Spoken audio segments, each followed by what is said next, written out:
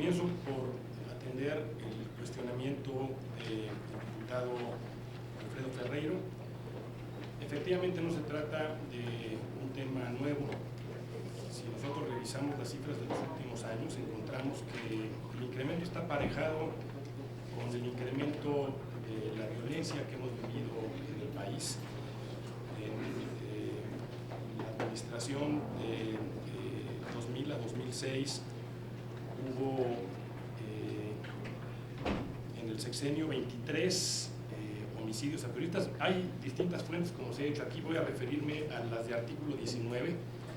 El mecanismo tiene una cifra un poco más alta y la CNDH también, porque para una instancia como artículo 19 resulta más legítimo identificar quiénes realmente son periodistas y quiénes no. Eso resulta mucho más difícil para la autoridad. Entonces me refiero a las cifras de artículo 19.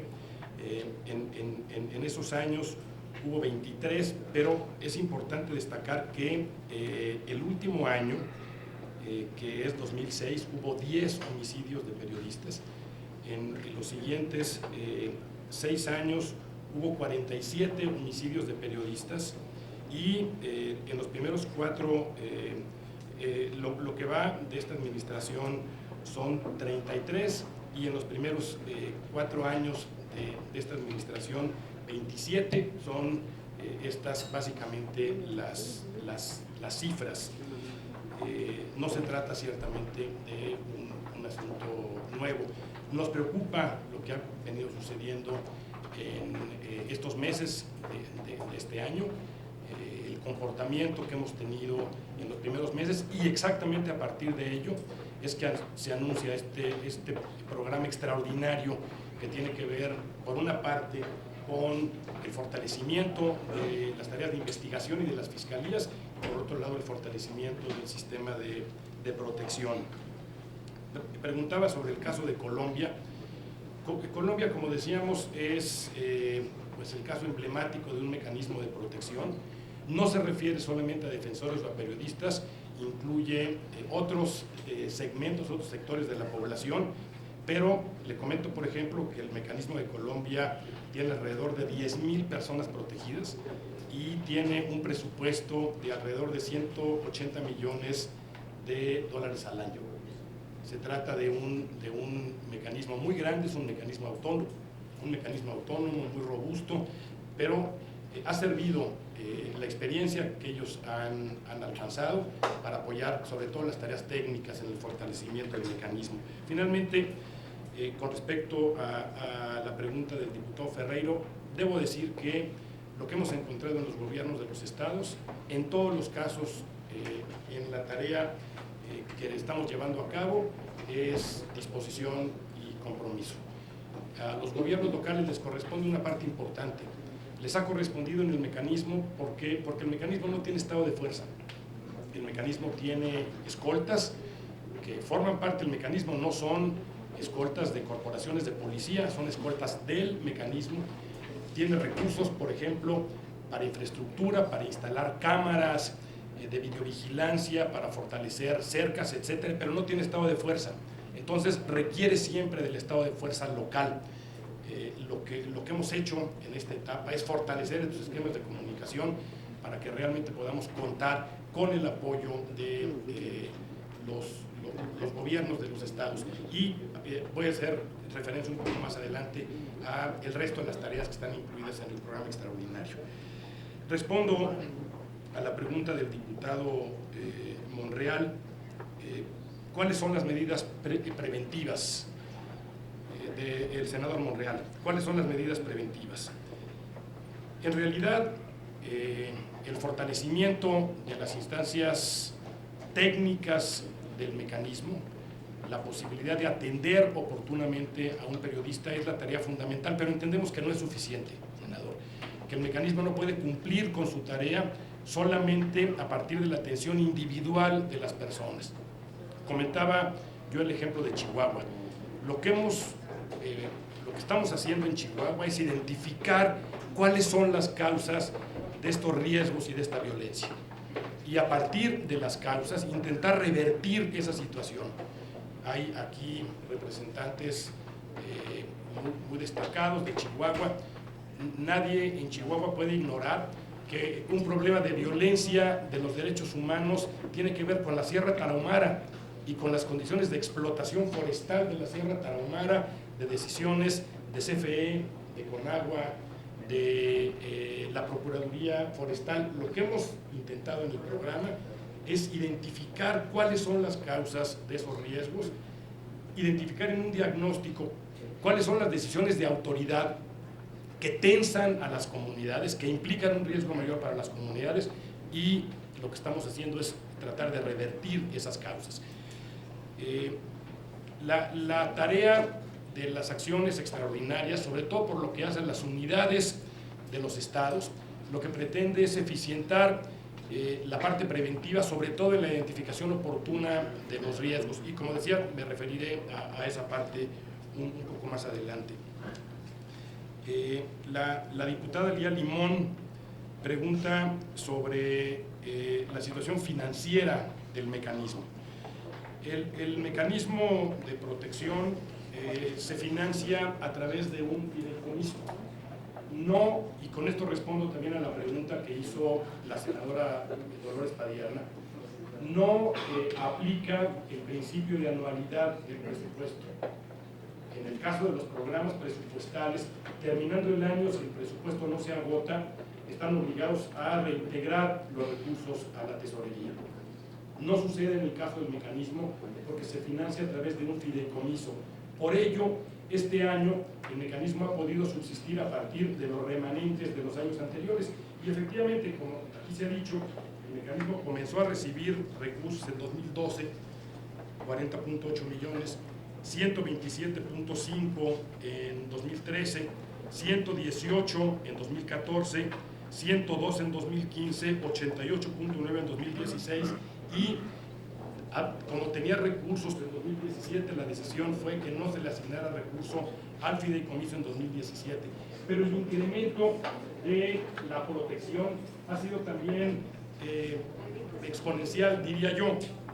El mecanismo protegió a 70 personas en 2013, a 205 en 2014, a 272 en 2015, a 398 en 2016, y hoy lo que tenemos son 538 personas. Pero si revisamos las solicitudes de incorporación, sobre todo en los últimos meses, encontramos que vamos a mantener por lo menos esta tendencia creciente de protección. El fideicomiso comenzó el año con 311 millones de pesos. Tenía todavía que pagar algunos de los meses del año anterior.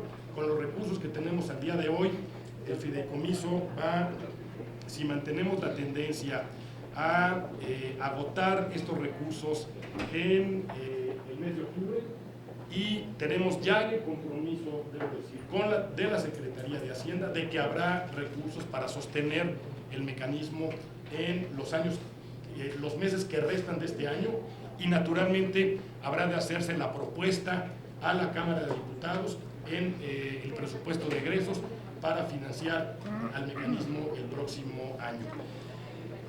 La senadora Padierna pregunta también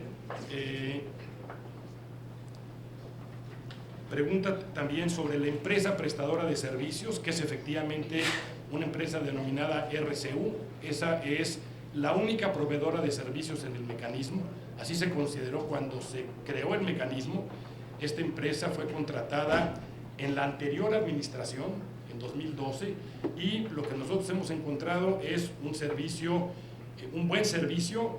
Hemos hecho un análisis de mercado sobre el costo que tienen las medidas. Puedo asegurarles que no hay una sola medida aprobada por la Junta de Gobierno del mecanismo y facturada por la empresa que no se dé.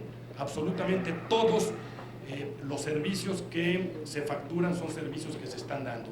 Y me parece importante señalar que en la última etapa se tomó la decisión en la Junta de Gobierno de abrir toda la información administrativa a la Junta de Gobierno del mecanismo. La Junta de Gobierno cuenta hoy con la información de detalle sobre las condiciones administrativas de la contratación y en consecuencia está también participando en la revisión de estos procesos. El fideicomiso es un fideicomiso que se audita periódicamente y no hemos tenido hasta el día de hoy ninguna observación con respecto al manejo del mecanismo. Y hago referencia a un tema que ha comentado la senadora, que es fundamental, que tiene que ver con el manejo de la información. El manejo de la información de la Junta de Gobierno, de las medidas, del mecanismo, es información sensible. Todas las personas que están siendo protegidas, estas 536 personas, fueron calificadas con riesgo por las áreas técnicas del mecanismo. Absolutamente en todos los casos se determinó que hay una situación de riesgo. En algunos casos se trata de riesgos bajos y en consecuencia las medidas que se aprueban son medidas relativamente sencillas, bajas, pero hay también muchos casos de riesgos altos. Toda la información es información sensible, toda es información delicada. Hay naturalmente en el contrato una cláusula que obliga a la empresa, al proveedor, a no dar ninguna información. Y nosotros tenemos contacto, comunicación con los beneficiarios para garantizar que no haya ninguna fuga de la información. Tiene usted razón, senador, este es un elemento absolutamente sensible en el trabajo del mecanismo. Un comentario final a la observación que hizo la senadora Padierna. Ciertamente la impunidad es el detonador y el acelerador de estas agresiones. Pero creo que también debemos decir que en muchos de estos casos, lo precisaré ahora que le conteste al senador Larios, en muchos de estos casos hubo alguna alerta, hubo alguna señal que de haberse atendido pudo haber evitado la pérdida de la vida de un periodista. Y ciertamente el mecanismo tiene cosas que es importante fortalecer, pero por ello insistimos en que es una instancia que al menos hasta el día de hoy no tiene periodistas que hayan sido privados de la vida, ninguno de los periodistas atendidos por el mecanismo, y es una instancia que está a la disposición de periodistas y defensores de derechos humanos, y una manera de prevenir también es acercándose a la protección del mecanismo. El senador Larios comenta sobre el funcionamiento del monitoreo. Efectivamente, más de 3 de cada 10 casos de los que tenemos hoy en el mecanismo han sido invitados ellos directamente o las organizaciones, artículo 19 o cualquier otra de las organizaciones para que se incorporen. En los 2 casos emblemáticos a los que usted ha hecho referencia, el mecanismo no los ha registrado en el monitoreo. Y con Miroslava estábamos trabajando en Chihuahua porque fue parte de la mesa de la que surgió el plan que fue firmado con el gobernador el pasado viernes. Ella estaba sentada en la mesa trabajando en la alerta.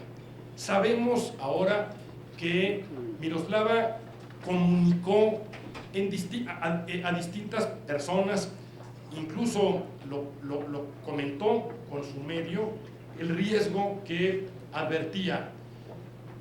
El mecanismo no tuvo ningún registro y, como he dicho, no solamente lo reconocemos como una falencia, sino además la decisión de construir unidades en cada uno de los estados, con una primera unidad que será la responsable del monitoreo local. Yo confío en que va a ayudarnos para que ningún caso, ninguna alerta que pueda prenderse en lo local o en lo municipal quede desatendida. Es el mismo caso de Javier Valdés. Hoy el propio medio para el que Javier trabajaba, que es Río 12, ha publicado en su editorial cuáles fueron las condiciones previas al homicidio.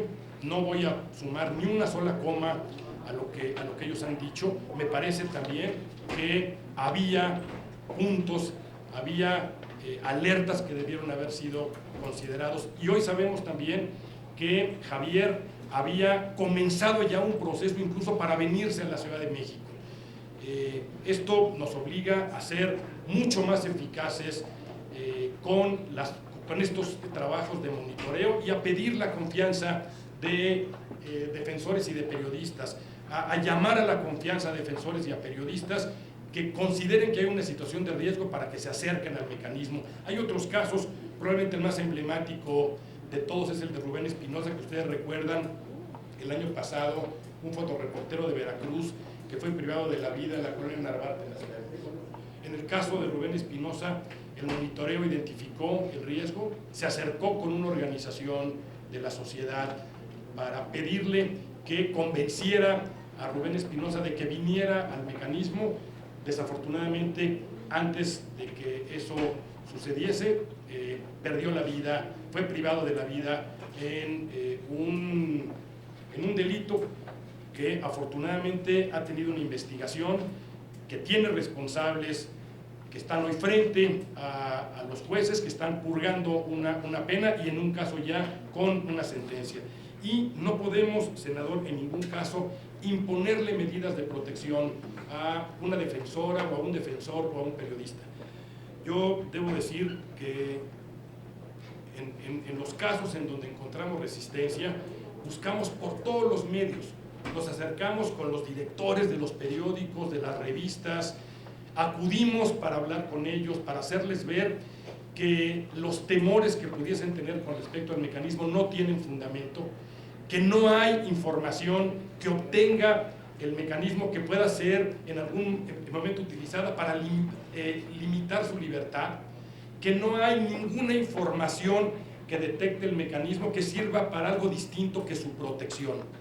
No es, en algunos casos, una tarea sencilla, siempre resulta una molestia tener un botón de pánico y que el periodista suponga que en ese botón le pueden dar seguimiento de dónde está, de cuáles son sus actividades, o eventualmente lo puedan escuchar. Siempre tener escoltas resulta, sobre todo para personas como los periodistas, una gran molestia. Y naturalmente, el caso extremo, que es el caso de la extracción.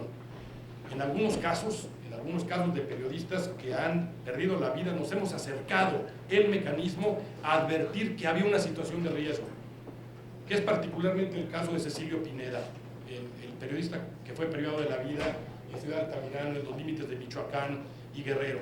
No había condiciones en Ciudad Altamirano, se insistió en 3 reuniones de la Junta de Gobierno con el periodista que tenía que salir de la Ciudad de México. Rentamos una casa en la Ciudad de México para su atención. Él tiene una niña con una discapacidad, se consiguió una casa con esas características. Nuestros analistas de riesgo fueron 2 veces a Ciudad Altamirano y no resultó imposible convencerlo de esa situación de riesgo. No hay manera de que le impongamos medidas de protección a un periodista que no está dispuesto. Y termino solamente esta respuesta diciendo que hemos trabajado también con el apoyo de Freedom House en talleres de autoprotección. Una parte le corresponde al mecanismo, una parte le corresponde al gobierno, una parte también le corresponde a una persona, defensor o periodistas que sabe que está en condiciones de riesgo.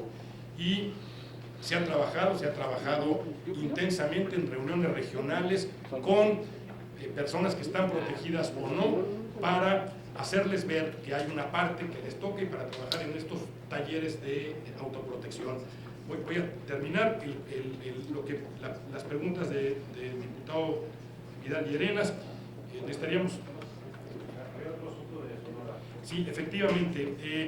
En el caso de Sonora, la información que tenemos es que el periodista Luis Alberto Medina solicitó públicamente que la información sea privada. Sabemos que se acercó ya con el artículo 19 y comprometemos con usted que habremos de hacer un esfuerzo adicional para estar cerca y evitar que pueda suceder cualquier eventualidad. lo que puedo decir es que públicamente él ha pedido que lo que suceda con su caso sea información privada. Requeriríamos seguramente otra comparecencia para el tema de las drogas al que ha hecho referencia el diputado Vidal Llerenas. Ciertamente la iniciativa que se presentó para despenalizar consumos no ha concluido el proceso como sucedió con la parte medicinal, que como se ha reconocido es un primer paso.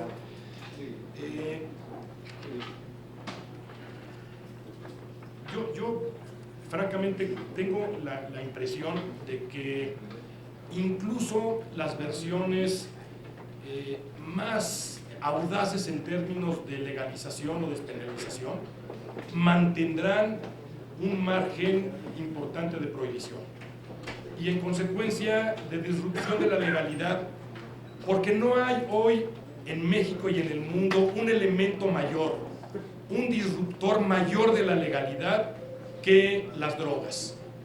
En nuestro país se manifiesta de manera muy violenta, significa muertes en las colonias con jóvenes, pero yo no creo que haya un solo país que pueda argumentar que un muchacho de una secundaria estirando la mano no pueda conseguir marihuana.